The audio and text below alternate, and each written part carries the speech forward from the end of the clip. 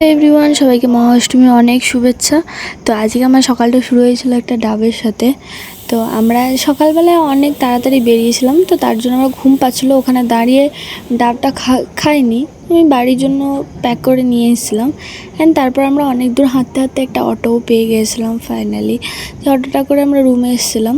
তো তারপর জানো তো আমি আবার ঘুমিয়ে পড়েছিলাম। তো ঘুমিয়ে ওঠার পর ফাইনালি সে ডাবটাকে খেলাম। আর ডাবটাকে খেয়ে দেখেছো আমার রিয়াকশানটা কীরকম? হ্যাঁ, ভালো ছিল না বাট আমি এরকম রিয়াকশানটা দিচ্ছিলাম। তো আমার বান্ধবী মাঝে একবার কল করেছিল ঠাকুর দেখানোর জন্য, যেহেতু এবারে বাড়ি যেতে পারিনি, সবাই তো খুবই মিস করছে, বাড়ির লোক তো অবশ্যই।